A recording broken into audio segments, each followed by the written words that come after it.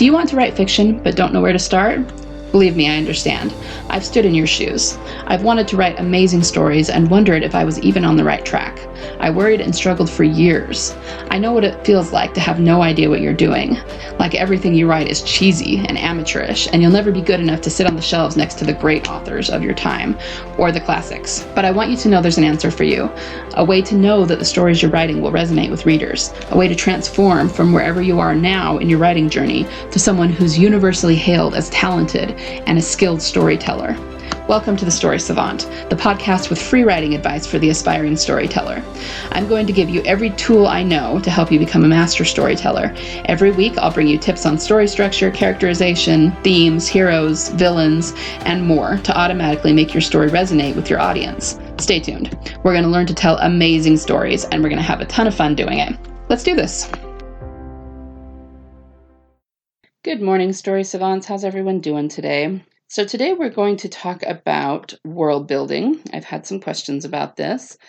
It's really difficult to be very specific about world building because world building is all about you as the writer. It's all about your muse and your creativity and what needs to happen for your story and all of that. So it's really hard to get very specific. If you have specific questions about world building, feel free to send them to me. You can DM me on Instagram or, put it in any kind of reply to the podcast or even in a review.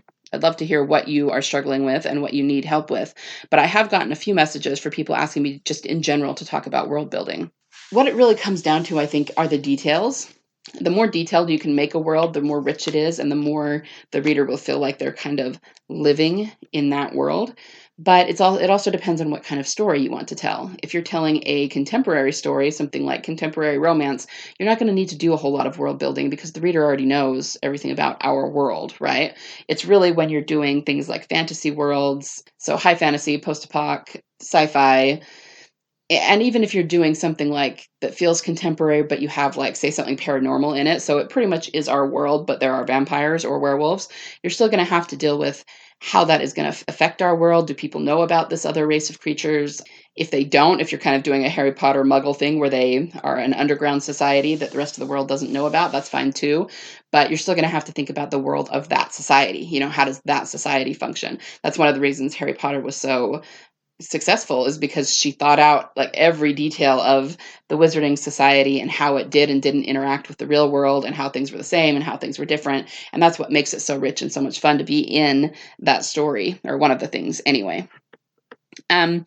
I would actually recommend you do as much world building as possible. There's your first tip, before plotting. Of course, this is really going to depend on your writing process. And if you come up with a story long before the world, then obviously you'll be doing the world building separate. But especially if you're doing a fantastical world that's very, very different than ours, something like a high fantasy world, your plotting is going to be very affected by what's going on in that world. So it would actually probably be better, in my opinion, to get the world building, or as much of it as you can, done before you start plotting.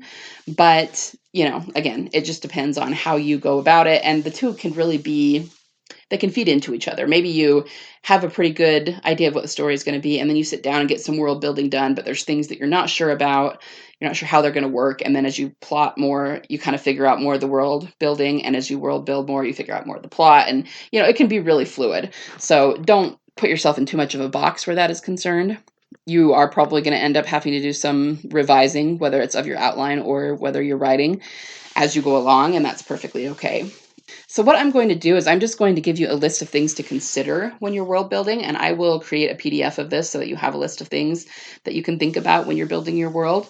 And, beyond that, really, I can't give you a step-by-step on what to do of world building other than to go through each of these things and think about them and decide whether you need to plan them out for your story. Some of these things may be irrelevant depending on what kind of story you're writing. And again, whether it's a contemporary, our world, or whether you're building a whole new world from scratch. But, beyond that, you just got to brainstorm and really call on your creative powers and really get this stuff hashed out.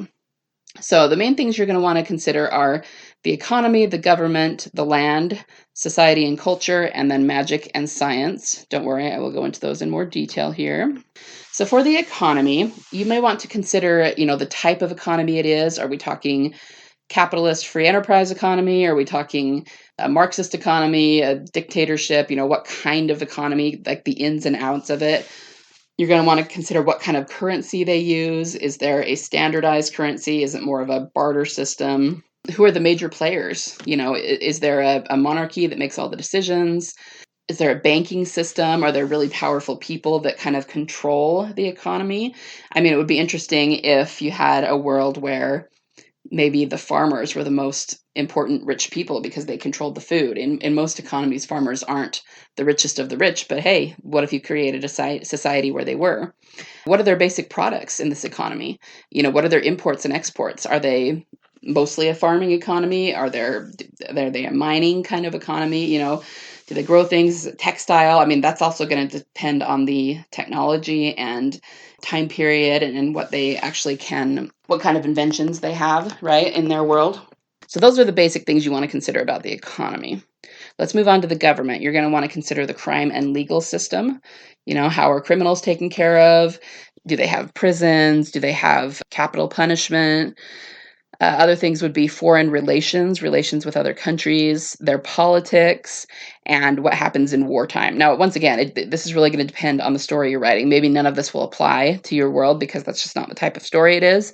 But again, if you're building, for example, kind of the extreme example is a high fantasy world from the ground up. If you're doing that, you're going to want to consider all of these things. The land, physical and historical features. So the physical is the geography, right? But historical can mean a couple of things. It can mean how has the land changed over time, and does that have a place in your story? But it also could mean things that are still there that are like historical landmarks and what those might mean to the culture or to the people. The climate, natural resources are things to consider. The population, how many people and where are they living in what parts of the land, and then rural and urban factors, again, just depending on if you even have urban cities or not.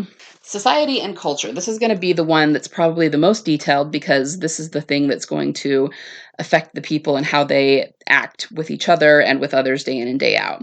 So things like arts, architecture, entertainment, recreation, the calendar they live by, their diet and dining customs, daily life, education, ethics and values, fashion and dress, their history, their language and gestures, their manners and mannerisms, meeting and greeting, religion and philosophy, social organization, and specific countries. So again, if you have several countries in your world, you're creating a whole world with different regions or city-states or whatever it is you have, you're going to want to consider that different places, even regions and states are going to have cultural differences.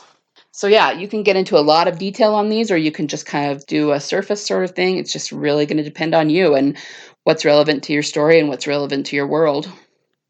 And finally, we have magic and science. So this is going to depend on whether you have magic or not. Maybe you have a world that's medieval and it's all magic and they don't even know what the term science means. Or maybe you have more of a sci-fi world where everything is science-based rather than magic-based. Or, of course, you can have a mixture of the two. If you have magic in your book, you need to consider the actual magic, like the magic system. What are the rules? Is it a hard magic system, soft magic system? And the magicians, or whatever you call the people who are wielding the magic, wizards maybe, mages. How does it affect technology? What kind of technology comes from it and is present, side by side with it? Also, how does it affect medicine and healing in your world? Other kinds of, I said, science and technology, and then also transportation and communication. And these are going to be affected even by magic, because even if you don't have science such that you have cell phones or some sort of Star Trekian communicator or, what have you, maybe they use magic to, communicate telepathically, or, you can make up some way in which they use magic to communicate. Even communicating by owl in Harry Potter, that was still, maybe there wasn't a whole lot of actual magic going on there, but that was still sort of a trait of the magic world, and that's how they communicated with each other. So just some things to keep in mind. So yeah, this is pretty much it. All I can tell you is I will give you that PDF. You can go download it and get a notebook and just start, having fun, flesh this stuff out. And, you might want to, it's one of those things you might go through it and then some of it you may not use in your book, just depending on again, the story and how much the reader needs to know about your world and how different it is from our world. But if you have all of these things covered in some shape or form, which, can mean that you're not actually covering them because they're the same in your book as they are in our world, that's fine. But as long as, you kind of have an idea how all of these things are going to work, you should be fine. And your world will be more than adequate for your reader. And of course, that's what you want. You don't want the readers going, I don't understand what's happening in this world. I need more, because then they're not going to want to pick up your book again, because it's kind of the mark of an amateur to leave all of these questions about your world. And then that makes the reader not be very into the story, which is, of course, what we're trying to avoid. We want them to get into a really rich world and a really rich story with really great characters functioning in that world. And so building the world up adequately is really, really important for that. Okay?